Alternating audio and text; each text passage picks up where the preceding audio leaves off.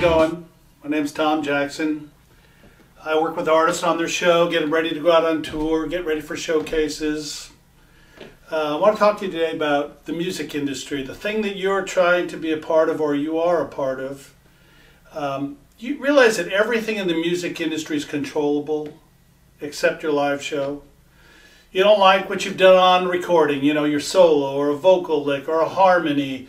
You just go back and fix it. You don't like your bio on your website. You don't like your website. You fix it. You know, you don't like your songs. You rewrite the songs, or you co-write with somebody till you get it just right. You don't like your picture on your any of your promotional stuff. You either Photoshop it or redo it. On and on and on. All that stuff is controllable that you bring out to the public. And the idea behind it, obviously, is to put it in a place where people go, oh my gosh, I like that. Well, the only thing you can't do that with is your live show. Your live show is what it is. So I want to talk to you today about the importance of your live show and creating moments in your show instead of singing songs. Moments are those things where you connect emotionally with an audience. And whether it's a fun emotion, a sad emotion, you get the hairs on somebody's arms to raise. There's all kinds of emotional things that we go through while we're on stage. But the key here is to creating a fan base live or developing a career with your live show is not looking at it from your perspective, but looking at it from the audience's perspective. That's what I do. I've been doing this over 25 years, worked with hundreds, maybe 100 or more indie artists, getting them ready for a showcase or a tour. I've been fortunate, every genre, and I've worked with a lot of major artists. Just in the last year or two, gosh, hip-hop, there's a guy named Lecrae, was #1 on Billboard this year. Young artist named Shawn Mendes, 16-year-old, opening for Taylor Swift's tours, her stadium dates. The group Magic, 41 countries, #1 song, great pop song, reggae, Why You Gotta Be So Rude, bunch of fun guys. There's a group called Home Free, won the NBC Sing-Off for you a cappella singers or you singers. Got them, helped them get ready for their tour they just did. This was a unique one. I worked with a PBS special, a group called The Tenors, and they had a 30-piece orchestra, which was fun, 7 band members and then 4 singers. And then for years I spent time working on Taylor Swift's shows and multitudes more.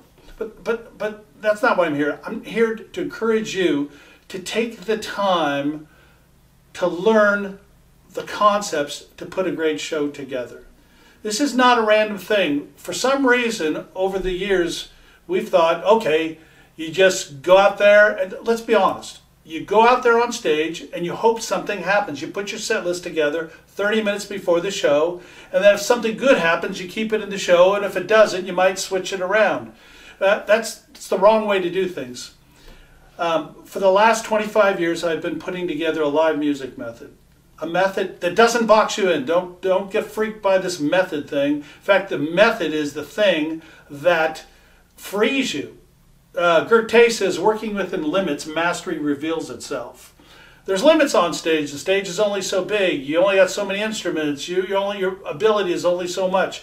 So how do we create magic? Just magical moments on stage with those limitations. Well, that's what I teach. And I want you to know about an event that I'm doing in Nashville, Tennessee. It's where I live. On September 25th and September 26th. It's very unique because it's all about performance. I teach at Canadian Music Week, New Music Seminar, Berklee College of Music, all these different places I've taught. And they're teaching songwriting, they're teaching composition, publishing, record deals, social networking, on and on and on. And they're all good. I love being a part of those. But I get an hour, hour and a half to do my thing on stage with the band. This weekend, September 25th and September 26th, is all about the show. The psychology of an audience. Your songs don't sound the same, so they shouldn't look the same. So how do we make them creative? See, communication's 15% content, 30% tone, 55% what the audience sees with their eyes. So if they see the same thing over and over again, if they don't know who you are, your song starts sounding the same to them. Now I know that sounds incredulous, because you know that you change guitars here, this song's about this song's about that, but we're looking at it from the audience's perspective. So we're going to talk about how to make your shows creative, and I'm not talking choreography. I don't do choreography, I don't do drama, I don't do dance, I don't do performance coaching. This is not that. This is not feel the vibe. This is actually practical stuff that will change your show radically. These artists I talked about earlier, many indies, their merchandise sales, and this is where it is. This is an investment of your time, your energy, and your money. Simple as that. You can either go out and buy another guitar and you think that'll solve it, but this investment will drive your merchandise sales way up. Taylor, when I first worked with her merchandise sales went up 600%. I couldn't say if it wasn't true. 5 days of the stuff that I'm going to be teaching at this event. We worked for 5 days on merchandise sales went up. Indies, constantly getting emails from indies doing house concerts or clubs, and their merchandise sales go up. So, what I want to do is invite you. I want to invite you to come to my event September 25th, September 26th, Nashville, Tennessee. It's going to be awesome 2 days, all about performance, the psychology, crafting the perfect set list, making your songs as creative visually as they are musically, verbal skills. How do you talk to an audience? And I mean, really, if you're a front person, that's part of your role. And what are the roles in a band? What is it that the bass player, the drummer, what is it that should be happening on stage? How do we make it so there's no misdirection on stage, that the audience gets it? How are we directing the audience's attention to what's important? Just like you would in a mix.